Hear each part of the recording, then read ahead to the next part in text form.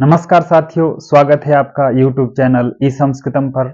मित्रों, 12 भावों के विचारणीय विषयों के बारे में हम विस्तार से अध्ययन कर रहे हैं। अभी तक हमने 10 भावों तक के विचारणीय विषयों के बारे में जान लिया है, विस्तार से अध्ययन कर लिया है। इस क्रम में हम 11वें भाव से संबंधित विचारणीय विषयों के बारे में विस्तार से चर्चा करेंगे। हम जानेंगे कौन कौन से विषय जो है वह 11वें भाव से विचार किए जाते हैं। तो आइए चलते हैं जन्मांग चक्र में 11वें भाव का हम विचार करेंगे। आप देख सकते हैं 11वें भाव का विचार कहाँ से किया जाता है। जहां पर 11 संख्या लिखी है यही 11वां भाव होता है। रिलेशनशिप की बात करते हैं, संबंध की बात करते हैं तो मित्र का विचार 11वें भाव से किया जाता है। इसी तरह से सहयोगी जो होता है उनका विचार हम 11वें भाव से करते हैं। तो ये तो संबंधों की विषय में चर्चा हुई, इनका विचार हम 11वें भाव से करते हैं।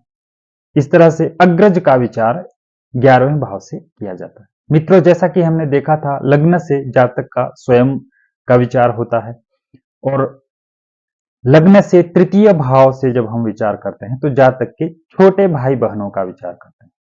और उसी तरह से हमने देखना है अग्रज अर्थात जो हमारे ज्येष्ठ होते हैं, ज्येष्ठ भाई बहन का विचार 11वें से होता है। अर्थात 3 भाव आगे, लग्न से 3 भाव आगे छोटे भाई बहनों का और लग्न से 3 भाव पीछे बड़े भाई बहनों का विचार किया जाता है। तो इस तरह से अग्रज जो होते हैं उनका विचार हम 11वें भाव से करते हैं। तो मित्रों, ये तो हुई संबंधों की बात। जब हम शारीरिक अंगों में विचार करते हैं तो घुटने से नीचे जो आने वाला स्थान है, हमारी जंघाएं होती है, उनका विचार हम 11वें भाव से करते हैं। अगला जो विषय है वह लाभ है, जो कि मुख्य विषय है।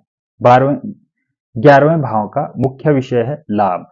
अर्थात जातक को किसी भी विषय का जब लाभ होता है तो वहां पर कहीं ना कहीं 11वें भाव का संबंध उस विषय से होता है।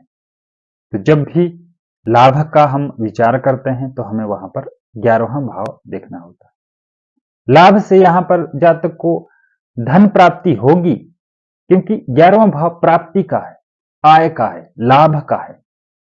जातक को कोई भी विषय वस्तु इस संसार में अगर जातक इच्छा करता है तो वह प्राप्त होगा अथवा नहीं होगा, उसके विषय में जब हम चर्चा करते हैं तो वहां पर 11वां भाव देखते हैं।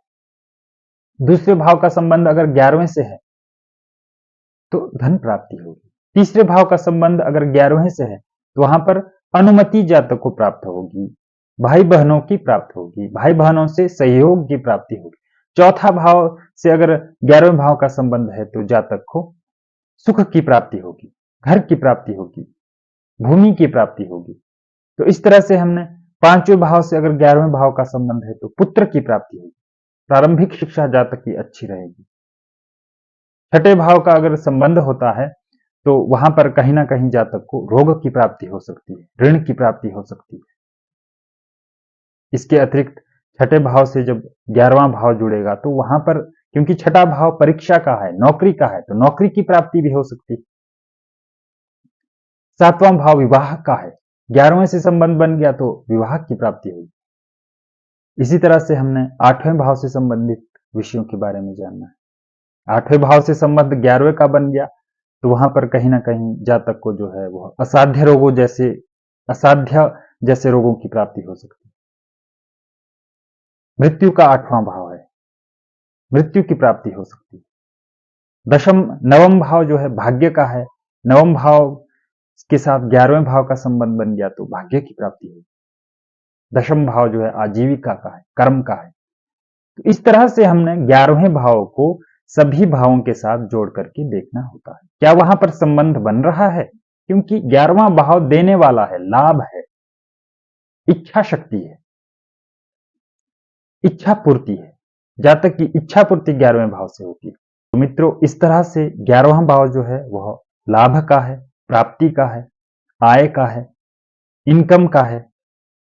जातक अगर आजीविका कमा रहा है तो उसकी इनकम हम 11वें भाव से देखते हैं, लाभ आय हम 11वें भाव से देखते हैं। तो इस तरह से 11वें भाव से संबंधित विचारणीय विषयों के बारे में हमने जाना। वहां 11वां भाव किस तरह से अन्य भावों से संबंध बना रहा है, किस ग्रह की दशा में संबंध बना रहा है, वह हमने देखना है और उससे विचार करने के उपरांत हमने फल कथन करना है। इस तरह से हमने 11वें भाव से संबंधित विचारणीय विषयों के बारे में जाना। पुनः अगले क्रम में हम 12वें भाव से संबंधित विचारणीय विषयों के बारे में जानेंगे। तो मिलते हैं अगले भाग में 12वें भाव के संबंधित विचारणीय विषयों के साथ। धन्यवाद।